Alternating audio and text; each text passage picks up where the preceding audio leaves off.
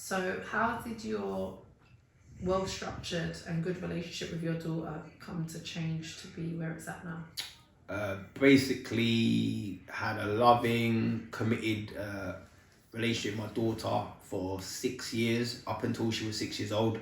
I was with her mum 3 years prior to us having our daughter, and then 3 years after. So I remember every little detail. So we broke up in like April 2008. My daughter was 3 at the time. Everything was going fine until 2010. My son was born. I obviously gave my daughter's mum a little notice that, by the way, I've got a baby on the way. She had been with another guy for 2 years, and she wasn't even with him. It was just a link thing for 2 years. But I said to her, do what you want to do. Just don't take my daughter sleeping around this guy's house, because I found out things about him I didn't agree with. She continues to do it anyway, as they would do, because a man can't tell a woman what she can and can't do with her child. That's my opinion anyway. So then, yeah, my son was born 26th of July 2010. And basically, from the moment she knew I had a child coming, or another child on the way, she was being very difficult, uncooperative, making it almost impossible to see my daughter.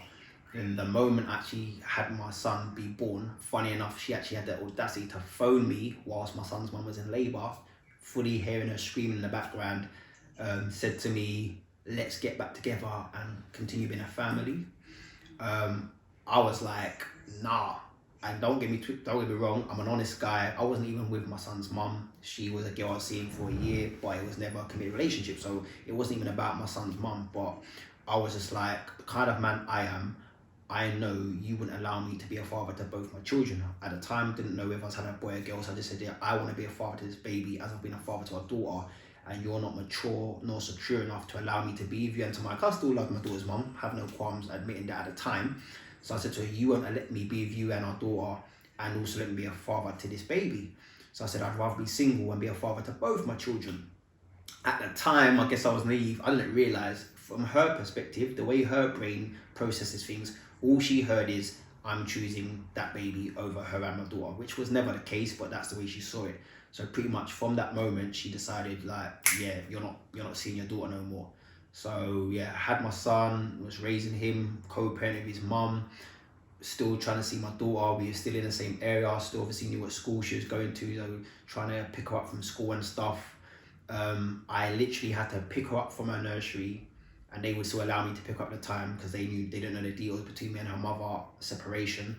And that was the only way I could guarantee my daughter meeting her brother, was to pick her up from nursery without her mum's permission, and then taking her around to see my son. So she didn't meet her little brother till he's probably about 6 months old. When her mum found out about that, she went crazy. And then, yeah, she started putting in, focused efforts to prevent me seeing my daughter. Just to wrap it all up into one sum of what she did, she changed my daughter's school, she changed her phone number, she changed jobs, and she moved house. So there was a 7-month period where I didn't know where my daughter was, and I was going nuts. I was going crazy, depression, everything. Like, how can I just not know where my daughter is? Had fallouts with certain friends who I later on found out was seeing my daughter behind my back, meeting up with her mum, and not telling me, which is a whole nother story. But yeah, so, friends that are best friends, godfather to my child, godfather to his child, and I found out, yeah, he's still seeing my daughter, but I ain't seen her for 7 months. This all carried on into my son was born 2010 up until 2012. So basically, for almost 2 years, I had very erratic contact with my daughter. Found out where she was going to school, found out where they were living eventually. So in 2012, I've submitted my first court application to then go to court, family court obviously, and start the proceedings to basically get my rights to have access to my daughter, because her mum was denying me those rights. So got a solicitor, went through the initial steps, and he turned and told me, and now we was in, I think, the back end of 2012, again 2013. And for people that aren't aware, David Cameron's constituency said in 2012, we want fathers to remain an integral part of the family dynamic even after separation. And he then turned around and cut legal aid funding for family court. So that's the irony and the double standards and the hypocrisy of all the politics and the nonsense. No matter who's in charge in government, they don't really care about the working class person. So yeah, anyone that's working class is going to be paying court fees. If you don't know, for a basic court application to be seen by a judge, that's £120. Now, you might think that's not a lot of money. If you've got to keep submitting a court application for every issue you have regarding your child and access to your child, that £120 is going to add up. Most people initially going to have a solicitor. Solicitor fees, basic solicitor, £200 an hour. Again, you might think, well, I don't mind that. My daughter's mum wasn't turned up to court. Solicitor's sitting there for 3 hours with me. You're now having to pay this person £600 for sitting with you, even though no one turned up and they didn't really have to do any work. So again, court can be very expensive. Men have gone bankrupt or had to cease court proceedings because they can no longer afford to pursue their, their rights as a father.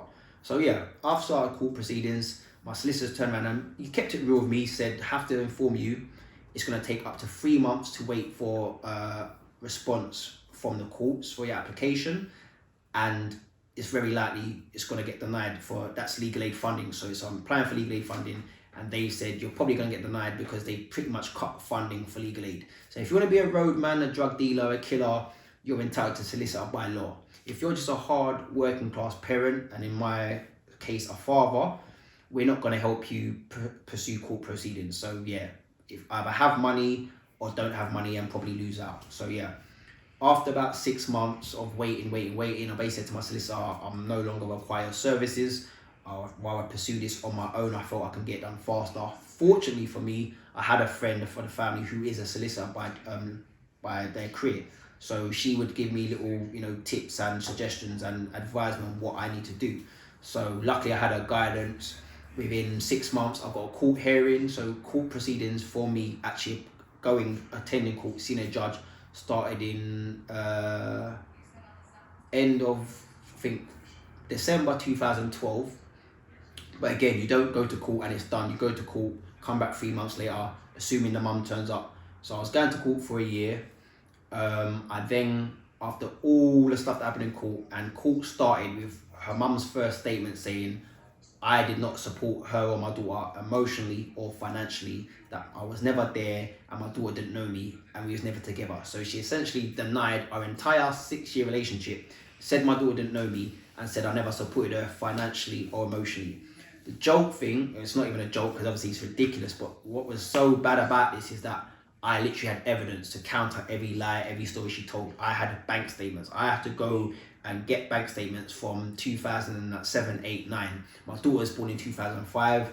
I'm getting old bank statements showing like her birthday presents. Like, it got to the point where I'd forgotten I paid for her mum's Sky. So like, I've never had Sky. To this day, I've never had Sky.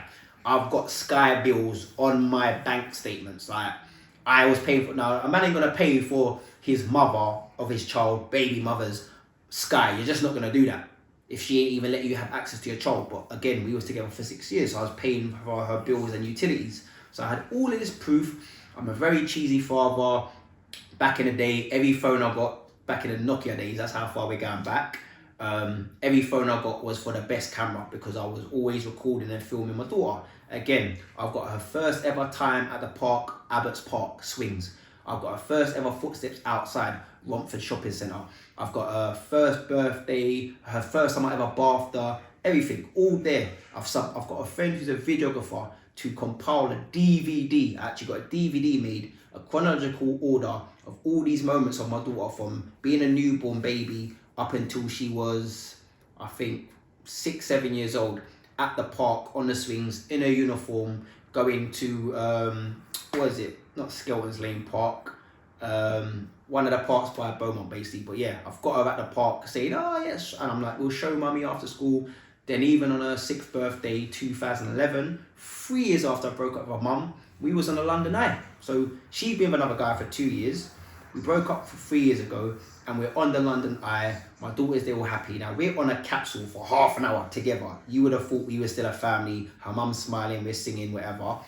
But yet her mum said that she didn't know me, my daughter didn't know me, I was never there, I never supported her, but I've got proof that you sat on the London Eye capsule with me for half an hour while we're singing and playing for my daughter's 6th birthday. We went to the Rainforest Cafe, again, peer photos of that.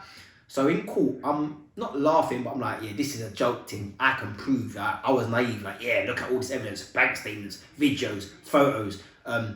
Congratulations, Daddy, on your new job at London Underground. Handprint photos, print pictures that the nursery would get her to do for me. I've got all of these things. Yet, lo and behold, it did nothing for me. My daughter's mum. Sorry, can I interject? Why? How comes they didn't look at that and take that into consideration? As I was about to say, this is the important part that men, obviously, in this scenario, need to know about court.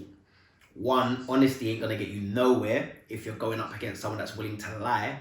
And two, if any allegations of any violence, any danger, any harm is even suggested, a judge just isn't going to take any chances on a case that you might be that guy that you're being accused of being. So basically, my daughter's mum made allegations. She feared for my daughter's safety. The moment she said that, yeah, I'm treated as a danger, as a potential harm to my daughter that they cannot allow or risk being near. She also said that I used to smoke weed. She doesn't know if I still do it, but yeah, I smoked weed, as if to suggest that that's something I do with and in front of my daughter, and then that contributes to me being a danger to my daughter. So yeah, the moment the judge heard that, he basically said, okay, we need to get CAFCAS involved. Now, that's a whole nother deal. If you don't know, CAFCAS is the middleman or the middle people they use. So a judge wouldn't have direct contact with a child. They use CAFCAS. They're almost like a social services department. They use CAFCAS officers to interview you, interview the mother, gather your stories and your accounts of your history and your relationship, and they then eventually will interview the child, assuming the child's of age where they can talk on their own behalf. So my daughter hadn't seen me for 2 years.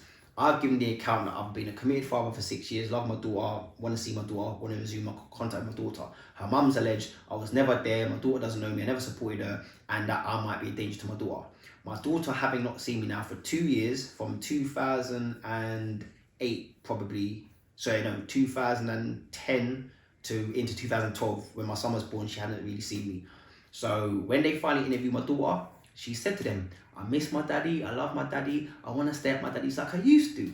So when I've seen this, I'm like, just joyful. Thank you, God, my daughter spoke the truth. This must prove it now. They still had me going through courses. They put me on a 3-month course with all these parents who had behavioural issues with their children, and I was put on this course. It got to the point where I had tears of anger on this course, where I broke down. I was saying to this person holding the course, I'm not supposed to be here. I have no business being here. No disrespect to any of the other parents there, but I don't have your issues. My daughter was a good girl. She listened to me. I was always firm with her, but I had no behavioural issues. I'm not meant to be on this course with you lot. But a judge just put me on whatever course came under, child protection, and, reacquainting with your child. So I had to sit on a 3-month course, which was insulting. All the time I'm still being a father to my son. And then eventually, because of the account my daughter gave of, wanting to resume her relationship with me, and it all turned out that, okay, we're gonna award you your parental responsibility. And now that's probably the most important aspect of this, that you won't really feel is important until you go through yourself. If you're not on a birth certificate as a man, you have no parental responsibility. Yeah, PR. It's very important because it basically acknowledges you as the legal father and rights to your child as a father. Now, you could do everything you want: money, clothes, support, love, kisses, hugs, holidays, birthdays, Christmas. But if you're not on that birth certificate, that woman doesn't have to do anything in a way of acknowledging you as a father, because by law, you're not the father. Even though she might not say you're not the father, if you do not have parental responsibility, you go to a court, you have nothing. So that's basically another reason why it took so long for me, because even though I was meant to be on a birth certificate, that's another story. My daughter's mum went and registered without me. We had it booked for the 21st of April, 2005. She was obviously born March 16th, 2005, but she was even being spiteful back in those days. And yeah, it all came to haunt me 2-3 years later, because yeah, she then turned around in court. I feel like she knew it was going to take longer for me just to get parental responsibility, but eventually got parental responsibility. I got what they call my contact order, which stated I get to see my daughter every other weekend, which was insulting because my daughter used to sleep around mine. She used to stay around mine on holidays. Her mum would go abroad and leave her with me. Suddenly, I'm now entitled to a minimum of 3 hours every 2 weeks, which is a joke. 3 hours every 2 weeks is not enough. It's stated a minimum, but you've now told a woman who went at all this trouble to stop me seeing my daughter that now you have to let her dad see her and you give him at least 3 hours, if not more. So basically got my daughter back October 2013. She claimed all this stuff, she was scared of me. So it even stated that she is to drop my daughter to her grandmother and her grandmother then bring my daughter to me. The first arrangement back in October 2013 was Stratford. I was going to take my daughter to cinema. Lo and behold, her mum turns up. So this is the same girl that claims she's scared of me. The judge even said to have a middle person accommodate changeover or handover. Yet her mum turned up on her own, my daughter. My daughter was a bit apprehensive. She seemed quite shy. She hadn't seen me in pretty much 2 years. I was trying to be understanding, so I said to her, you know what, we don't have to do this today. If you want, mummy can come to the cinema with us. And then her mum, appearing to be the understanding mother, was like, Tamaya, it's okay, don't be shy, go with daddy, all that kind of stuff. So that was that. We walked through Old Stratford on our way to Stratford View, Westfield. And the first my daughter said is, you kept your promise, daddy. And basically what that was is, when things started getting very turbulent between me and her mum, I sat my daughter down, and again, she was only 6 at the time, and I explained to her what court is, I explained to her what a judge is, I explained to her that mummy and daddy are likely to argue, but if I see it through to the end, it will mean that you then get to see me as much as you want me to, so you need to let me know if you want me to continue this. And she said at that time, yes, daddy, I want you to go to court until you can see me as much as I want you to. So 2 years without seeing me, one of the first things she said to me is, you kept your promise, daddy, which was just joy to me. Can I ask, obviously I know you said joy, but how do you think it's something you can fathom, an explanation as to how that deep-rooted that feeling was? I was basically thankful, because to not see your child for 2 years, for me, from my perspective, was heartbreaking. But I know even just through our childhood, you recollect things, and as a child, your memory, it plays up. You feel things feel longer than they did or older than they were. And so I don't know what 2 years felt like to my daughter, but for me, it felt like a lifetime being about her. So to have my daughter recall that conversation and tell me without me even initiating any of that conversation that you kept your promise, daddy, I basically was like, thank you, God. It basically just certified that our bond is still there, that she still sees me as her daddy, and that she still loves me, because she wouldn't have even mentioned that if that wasn't something she was longing for as well. And as I said, when they interviewed her, she's told a complete stranger, I love my daddy, I miss my daddy, I want to stay at my daddy's like I used to. So, I was kind of basically like, yeah, as much as it was a horrible ordeal to go through, it was worth it because she's still my little girl. So, took her to cinema, watched the film, came out, had a little chat, this, that, whatever. And again, because her mum was going by the 3 hours minimum, I had it agreed that I was going to bring her back at whatever time it was elapsing 3 hours.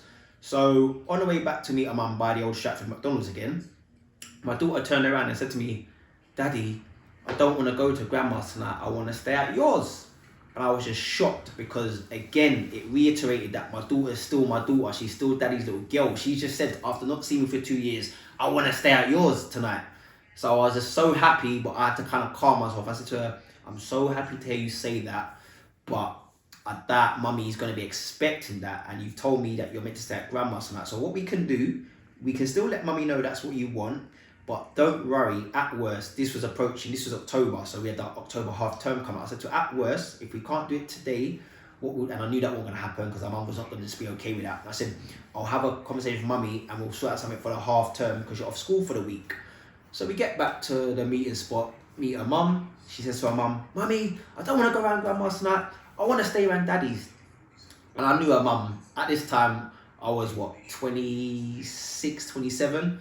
Her mum, same age as me. I'd known her mum since she was 16. I know her expressions. When her mum's face switched, I knew her face said, what the hell do I have to do for this little girl to not love her dad? Because it was a shock for her. She said to me in court, prior to us meeting up with my daughter, that I never said anything bad about you.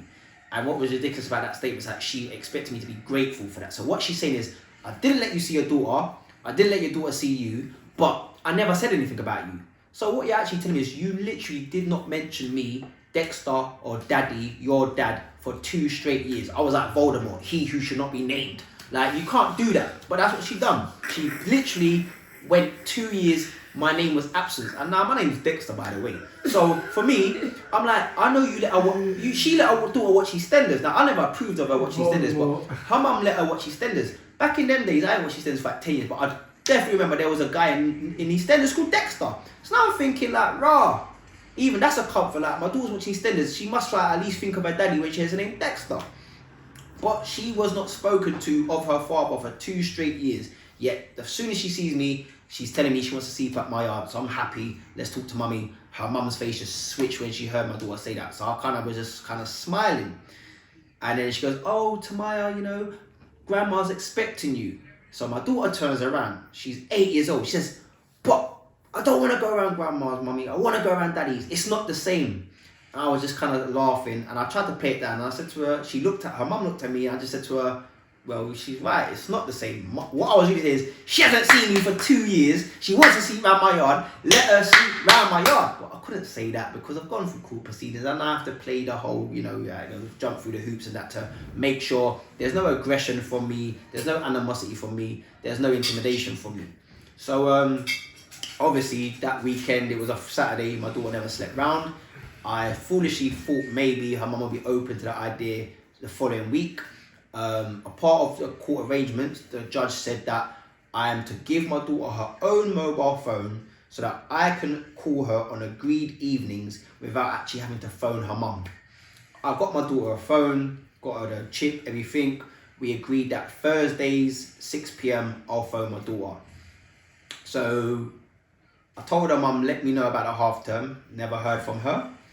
And I didn't have her mum's number at this time because obviously she had changed her mum, didn't want me having a number, which is ridiculous that I'm now seeing our daughter, but I, as the father of your child, cannot even contact you, but my daughter's got a mobile phone. So I've called my daughter in a half-term holiday, spoken to her. She's okay, but seems a bit down. I said, don't worry, I'm going to talk to mummy, see if I can have you in a half-term. Her mum said she's got plans, and this is my daughter telling me this. This isn't her mum telling me. My daughter's coming off the phone, going to her mum, then come back to me and reciting what her mum said, which again isn't healthy for a child to be the go-between, to be the middleman between mummy and daddy, but that's what her mum was forcing in the situation. So that was the first chance that her mum could have been accommodating, but she clearly wasn't. From that point on, her mum's already with another guy now. She's now allowed this guy to start answering my daughter's phone and dictating to me what is and isn't happening. So it went from the court saying that there's meant to be a middle person bringing my daughter to me, with her mum defying that at the very first opportunity by bringing my daughter to me directly, which I don't have an issue with, but it was a joke that you're meant to be scared of me, you're meant to need other people to be the middle person, but you're there happily bringing your daughter to me. She then enrolled my daughter into drama school at her primary school. On the weekend I meant to get her. So now I'm having to wait for my daughter to finish school at 1 o'clock in the afternoon on Saturday to pick up from drama club. But I didn't even mind that, because for me, I saw it as an opportunity to show I'm now involved in my daughter's school life. Because for 2-3 years, the school didn't see no one. Suddenly now, they're seeing Tamaya's dad picking her up after drama club every Saturday. So I've gone to the school to pick up my daughter. My daughter's not there. I see her mum kind of looking at me, kind of, that kind of nosy mum in a playground type person. Oh, are you right there? I felt she knew who I was. I was like, hi, I'm Tamaya's dad. She isn't here. Oh, she didn't come today. Do you want me to phone her mum? So I'm kind of like laughing, like this woman's just proper getting in her. She don't really know me like that. I'm like, oh, don't worry about it, it's fine. I'll phone Tamaya's phone. Phone my daughter's phone. Boyfriend answered, telling me she didn't go today, but they're going to bring her to me at this time. So now they're breaking agreements, they're breaking court orders, because they're basically making and dictating their own rules of what the situation is. So again, it was minimum 3 hours, and they've told me she finishes school at 1 o'clock. I can have my daughter from 1 till 4. That was the 3 hours. It's not enough. Every 2 weeks. So that's 6 hours a month. That's nowhere near enough to see my daughter after not seeing her for 2 years. More importantly, my main focus is getting her re-established with her little brother, because there was a couple weekends I had them together when he was a baby, but clearly he doesn't remember that. So my focus now is, with a 5-year gap already and her not being around us for 2 years, I want to make sure my daughter and my son can get that bond re-established and grow up together. Even in court, a judge told me, don't worry about that relationship. You need to focus on your own relationship with your daughter. Now that is ridiculous because I have a bond with my daughter. My daughter knows who I am. I was in her life consistently for 6 years. So how dare you, as some random judge, tell me I shouldn't be concerned with my children's relationship? I do not want my children walking past each other on road when they're older. Worse yet, I've heard nightmare stories of siblings that don't know each other, male and female, brother and sister, trying to draw each other, linking each other. Like, that's a madness. And to me, that is onus on the father, because obviously a woman having children, her children are going to know each other. So it's when a man is absent from his children's lives that those kind of crazy scenarios can happen, where you've got a daughter in one place, a son in one place, and they buck up in a club or something, not knowing their brother and sister. So I'm like, no, I'm making sure my children have a sibling relationship. But I'm getting told by a judge, I shouldn't be worrying about that. I should focus on myself. So again, bringing it back to the present day, then I'm trying to make sure my daughter sees her brother. But it's hard because I've got 3 hours. So that's 3 hours for me to spend with her. Also 3 hours for my son to spend with her, and he's only 3 at the time. But then I'm also trying to get my mum and my sisters involved because we're a very loving family and they all had their own relationship with my daughter. So it's feeling that toggle between, I don't want to be selfish and keep her to myself, but of course I want my quality time father and daughter.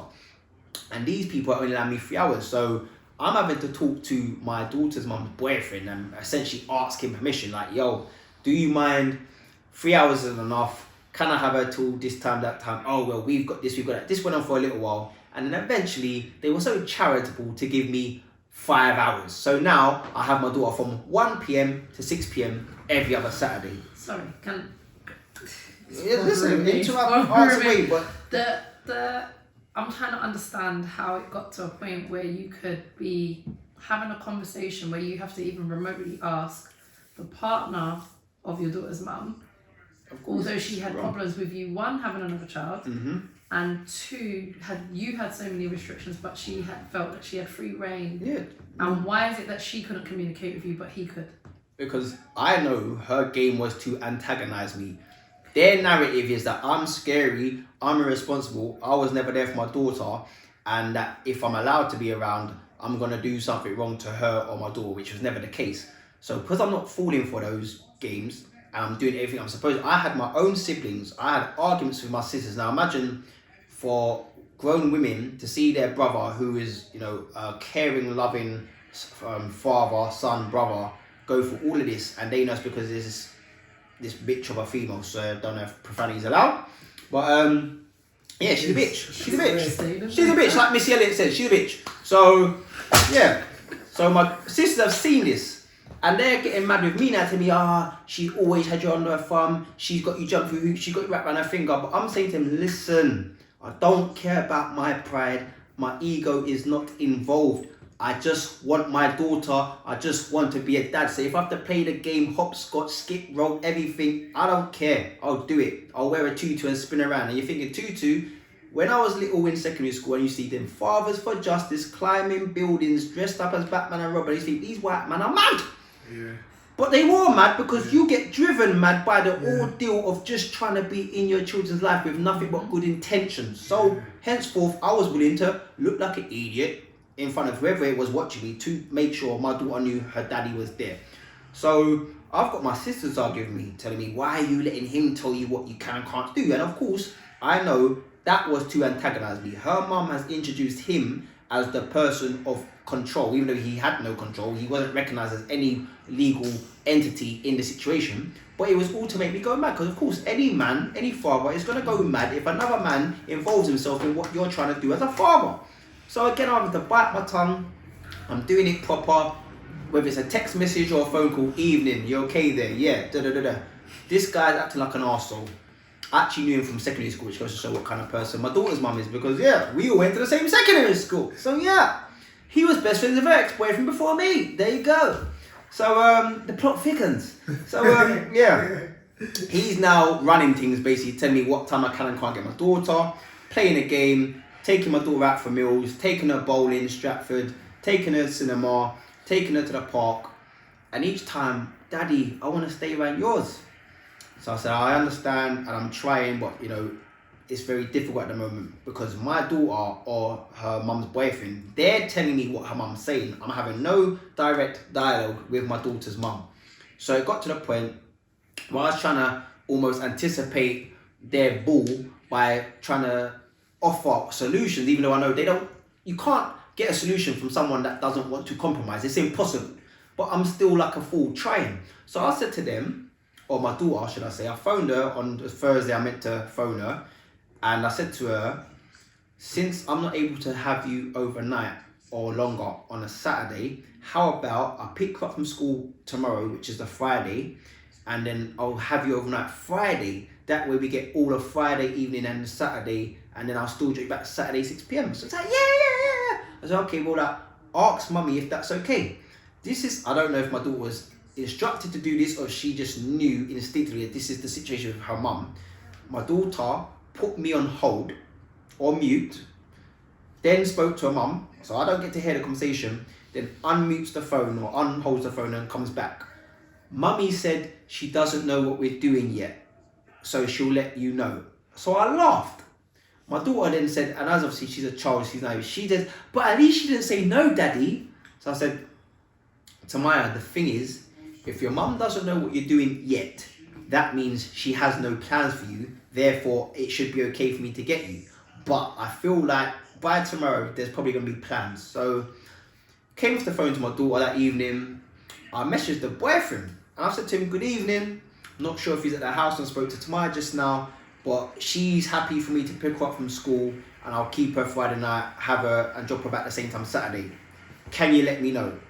This was Thursday evening. He never replied to me. Friday morning, I've then called him and I said, yeah, don't know. He said to me, oh, well, the thing is, we've made plans. So I said, well, that don't make no sense to me.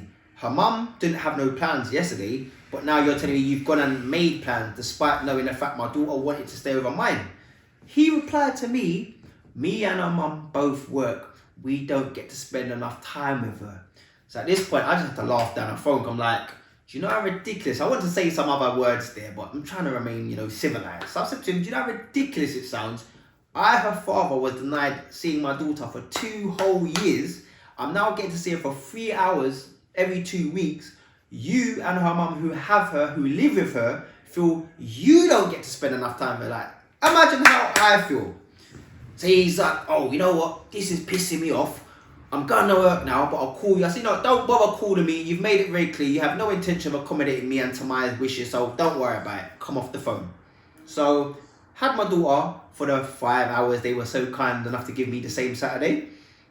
But when I've got her, I've asked her, what did you lot do yesterday, which is the Friday?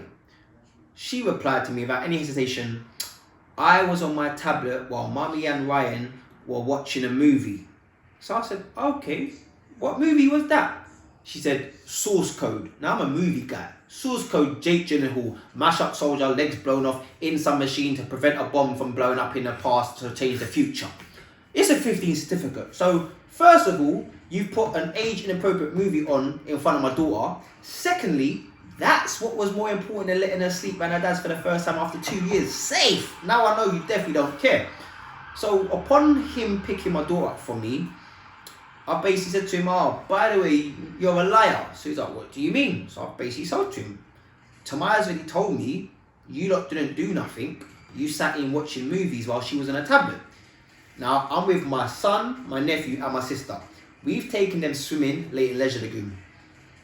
As most people would know, after swimming, it's a very exhausting activity. It uses all the muscles in the body. So you need to get a bit of sustenance. So more time, most people are hungry after that. You'll go and get some food. My sister's like, let's get to eat. I'm like, no, can't be late. I'm trying to do everything to uphold the court proceedings, whatever the court order was. So I'm like, I do not want to give them the excuse to say I broke the court order. So I'm getting her back on time. So we've rushed down, driving back down towards Isle of Dogs, got my daughter back on time. And my sister even phoned the guy and said to him, can we have tomorrow longer because we want to go to eat? He said, oh no, because we're going out straight away. When we've got to the meeting point to meet him now, this guy's in like short socks, shoes, yeah? Not trainers. He's in like sports shorts, but then he's in shoes and a hoodie. You know when you just dash on wherever you got to dash on to run across the road, to run to the shop, one of them kind of moves there. You still don't put on shoes. You're not going, yeah, exactly, that's sacrilegious. You don't do them things.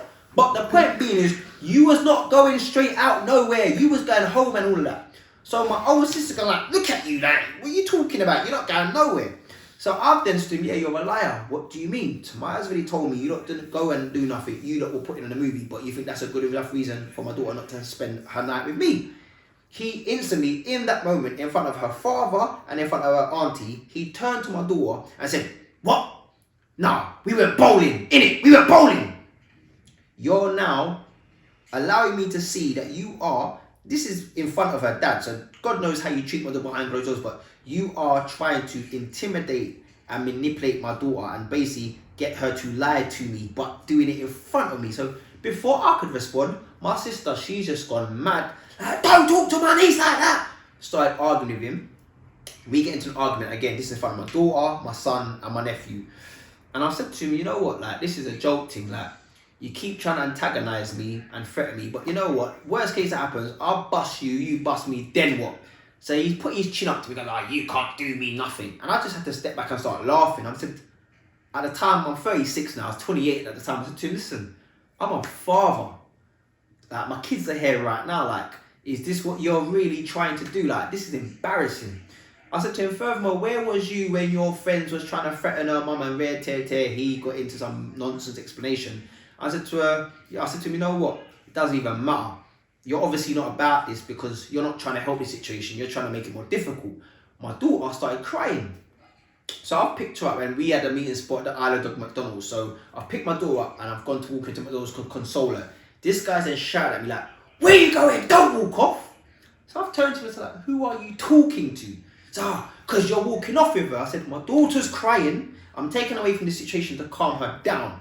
Obviously, I'm not walking off anywhere far because I've clearly been the one willing to come and meet you on time to bring her back. So I've gone in there trying to console my daughter, and I've always tried to raise my children to speak and express your feelings. Yeah, articulate how you're feeling. Don't lash out and just cry without letting the person or someone know what the issue is causing it. So I'm assuming, of course, she's crying because as far as her mum, her dad, and what I would have to acknowledge as practically her stepdad are arguing with each other. So when I said to her, why are you crying? She's turned around and said to me, because I'm going to get in trouble with mummy when I get home.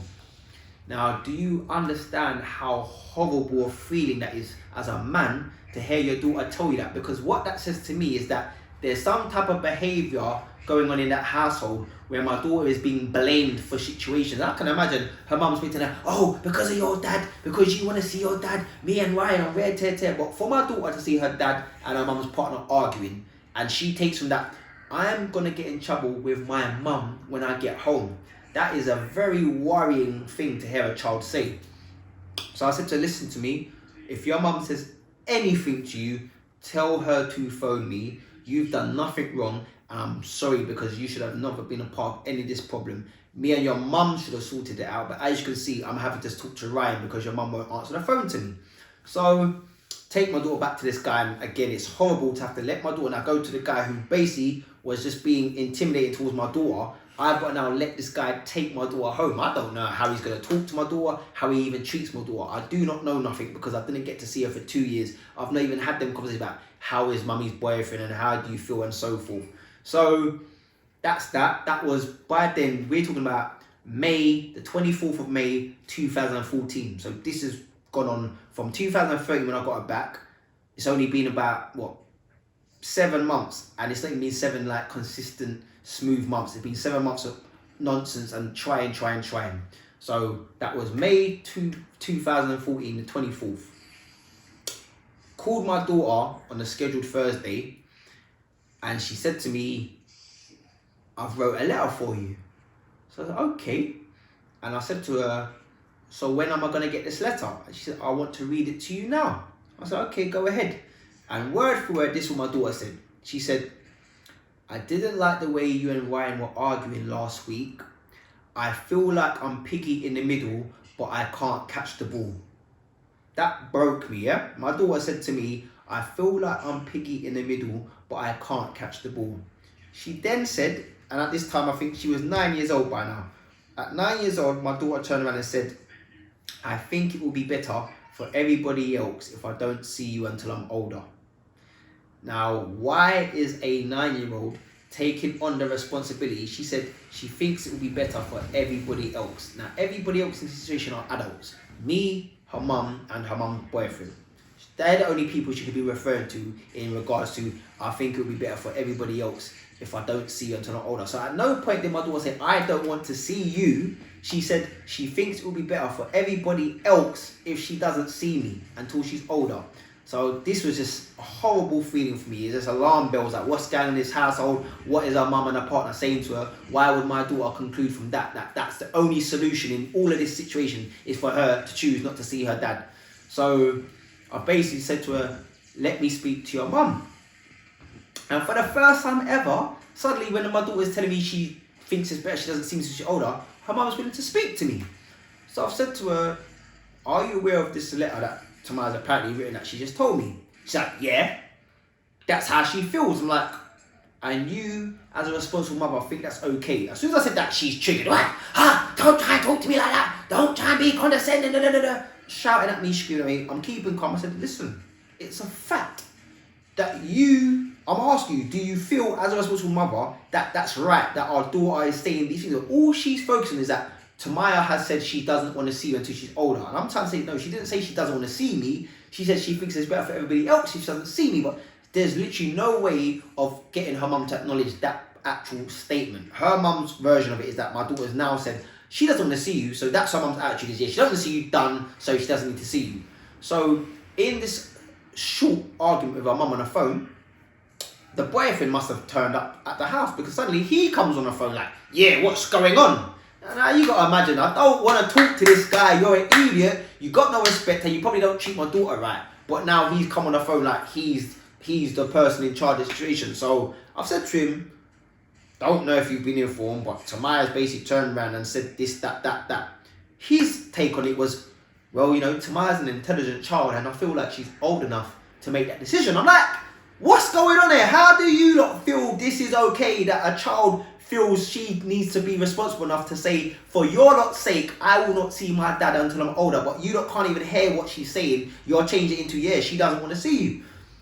At this point, because I was dealing with such just stupid people and compulsive liars, I was recording phone calls. So I've actually got the voice recordings of this phone call. This story I'm telling you right now, I can literally play the phone call on my phone.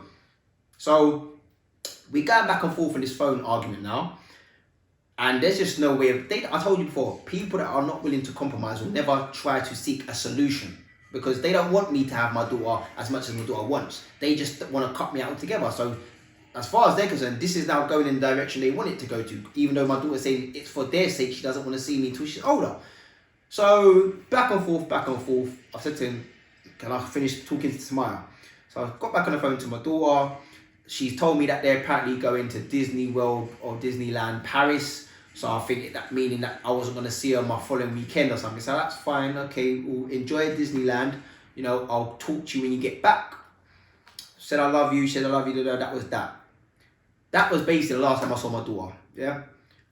That weekend before, 24th of May 2014, the argument happened with my mum's boyfriend. The following week, I talked to her on the phone. She's told me that she thinks it's better. She doesn't see me till she's older. And from that point on, when I was meant to phone her and see her next, they just stopped answering the phone to me. So within the first 7 months of me getting my rights as a father, from court hearings, legal court orders stating I'm meant to see my daughter for at least 3 hours every other weekend, they now don't care. We're not answering the phone to you, you're not seeing her, because in their mind, she said she don't want to see you. So I've now, after all of what I went through court, I've now got to go back to court.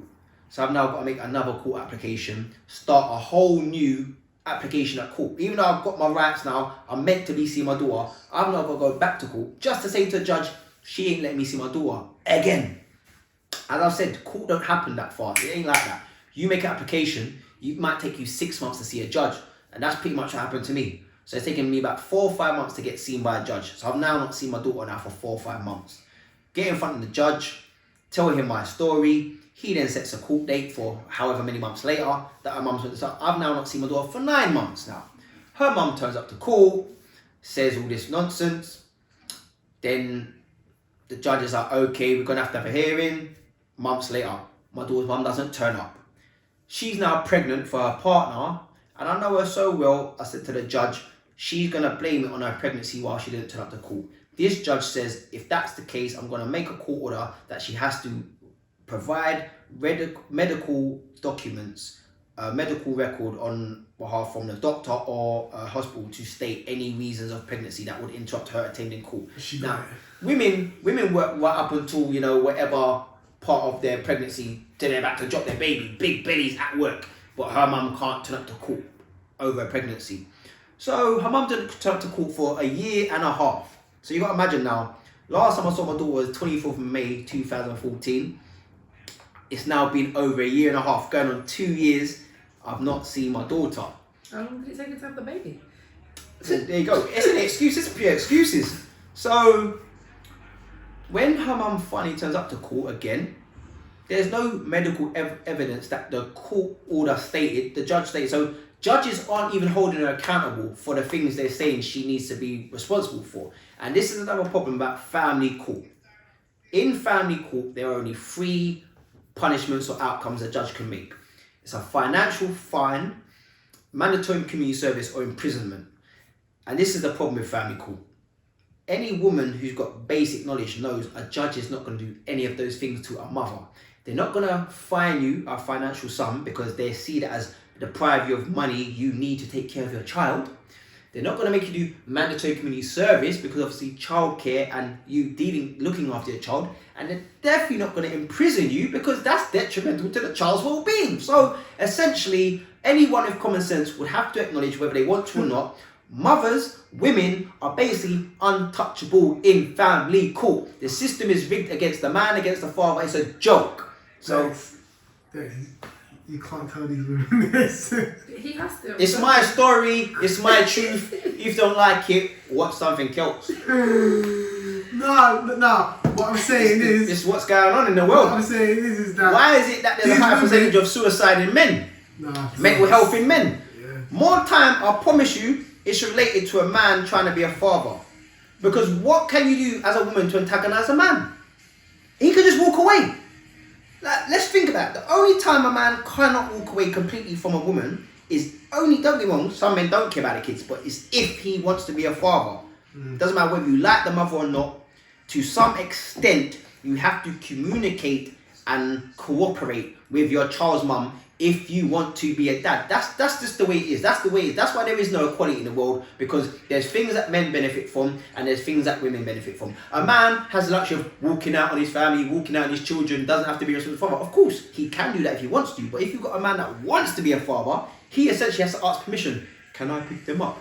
Can I take them out? Is it okay if I take them here with my mum? Is it okay if I pick them up from school? You are basically, even if it's amicable and it's civilized, essentially you have to ask permission to be a father in Western society. And I mean that consciously when I say Western society, because it's the Western society whereby the male is being made to be obsolete. What I've said before, David Cameron in 2012 said, we want fathers to remain an integral part of the family dynamic even after separation. Then that same year, cancelled legal aid funding for family court, not criminal court, for family court. There's a crazy statistic: 1 in 5 children in the UK lose contact for good with the parent that leaves the home. Now, again, who's more likely to leave the home in a separation? The dad.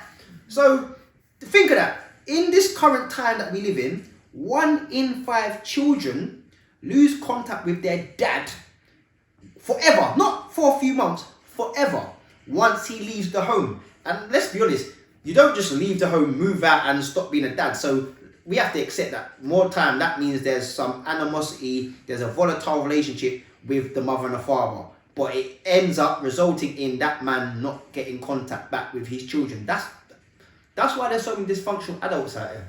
Why is that? Is it more blame towards, not even blame, but is it more aimed towards the women and their hostility, or the man and his lack of wanting to be there? I can't give you that specific answer because every relationship, every co-parent situation is different. It's unique. There's just little things. There's things that are universal for a man, a dad, for a woman, a mother, let alone in separation and co-parenting. But then every relationship is gonna have its history and therefore the repercussions of that history. For me personally, I truly just feel like, again, a mother doesn't have to ask permission to be a mother. You just don't. Now, don't get me wrong, a woman can have it hard, a mother has it hard, it's stressful, it's relentless, it's exhausting, it's tiring. Oh, you just have them on the weekends. I'm not a weekend dad. My son's there next door watching movies now because it's summer holidays, so I'm going to let him stay up late. But I'm there. The only time I haven't got my son is when I'm working. And the only reason I'm still doing a job that I hate doing right now is to be a responsible father. So that to me is the only time a man should not be able to be a father, is if he's busy working to provide and maintain his children. Other than that, I don't see why a man should be reduced to only on weekends. And don't get me wrong, on the other end, there are men, they don't want to have their kids every weekend. They don't want to have their kids every other weekend. They want to have their kids when it suits them. And parenting isn't about what suits you, because we all know we have to do things more time that we don't want to do, that we're too tired to do, that we haven't got the money to do. So it's not about that. So again, I understand for mothers, it's exhausting, it's tiring, it's hard. But I'm telling you, as a father, a woman does not have to ask permission, therefore will never understand what it feels like to have to come on a humble one. Do you mind if, when you're with your child's mum, you tell her, babes, I'm taking them to the park, I'm taking them around their mums. And then, okay, everything's fine. As soon as you break up, you have to, even if you get on, you have to ask permission, even just out of sheer politeness and courtesy. Because you start, your lives are no longer parallel, and that's probably the hardest part of separation. When you're together, your lives are parallel. You might go to different jobs, you might work from home, you might do this, but you still, everything's in sync. Oh yeah, you know, you got that teamwork and babes, I'm gonna pick them up from school, I'm gonna take them football, okay, and then what time's dinner, I'll get them back, alright, then we've got a job, and you coordinate, you know what I mean? You did that in sync. The moment you break up, you start living separate lives. So even if you get on, it's hard, and co-parenting is hard, trust me, I know. My son's just turned 11, and he told me I'm the best daddy in a multi-quantum universe, so trust me, I've earned that title. It's hard work. You have to be humble, you have to put your pride aside, you have to put your ego aside. Like, every man knows that feeling when suddenly your child's mother's got an ex-man around. It hurts your stomach, it gets you in your gut. But if you're a responsible, committed father, you know that ain't going to change nothing on with your relationship. But with men that know they're not pulling their weight, they're the guys, what do they say? Don't think you can have no next man around my youths. You're a man threatened because you know you're not doing what you're supposed to be doing, and now there's likely going to be a man that is going to be around your child more than you. But if you're a committed father, you're not going to limit your seeing your child to just on weekends, because I'm sure you got time to link women, to go out with your boys, to play football on a Thursday. So why can't you make that same commitment to your children more than just twice every 2 weeks? That's dead. That's 4 days a month. So even just having your kids just on weekends, to me, that's not enough. Even though it might be standard for co-parenting situations, I don't believe that's enough for you to maintain that kind of relationship with your children, if you want to have that relationship with your children. But that's just my opinion. Alright, cool. So where are you with your daughter now? So I believe in sharing experiences, hopefully to enlighten, to educate, to inform, but as corny as it sounds, to give a little happy story, a little hope. Unfortunately, we're not in Disney, it's real life.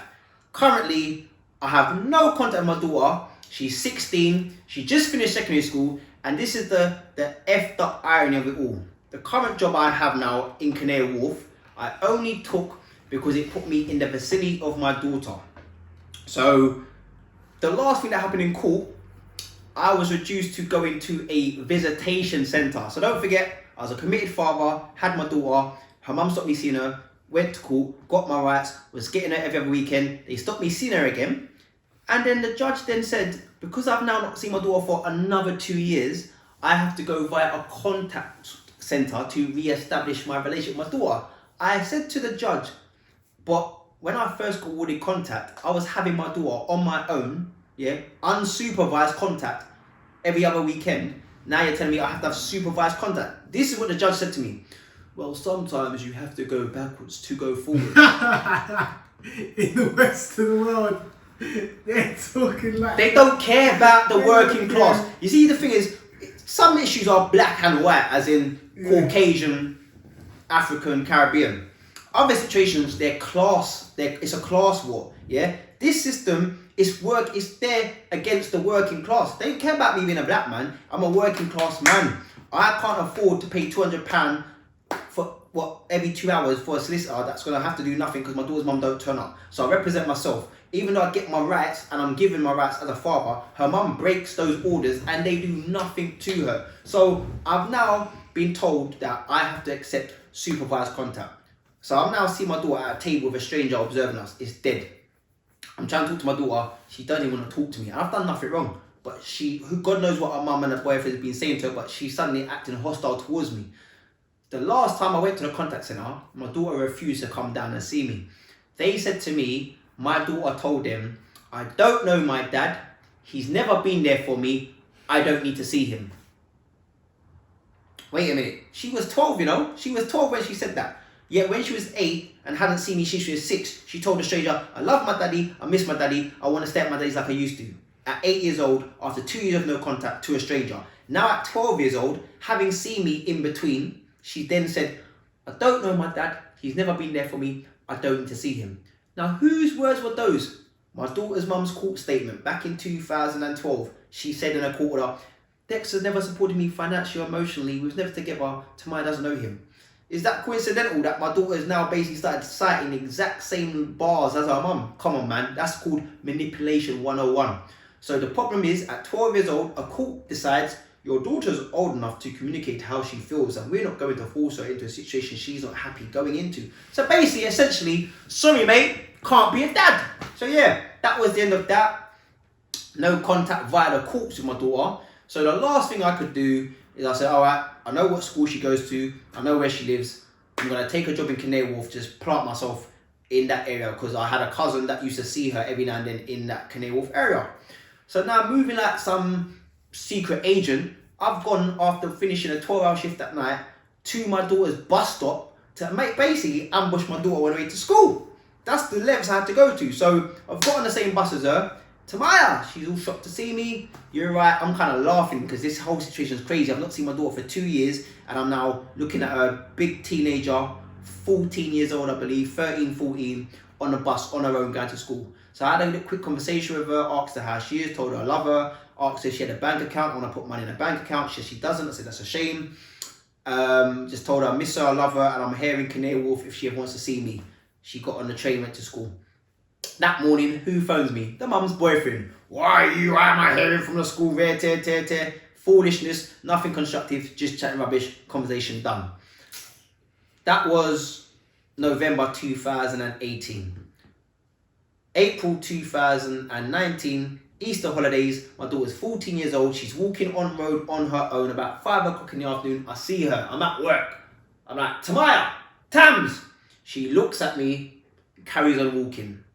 Heart was gone. My heart was broken. My lips were trembling. I had tears in my eyes that if I took one blink, they're gonna flood down and water my beard.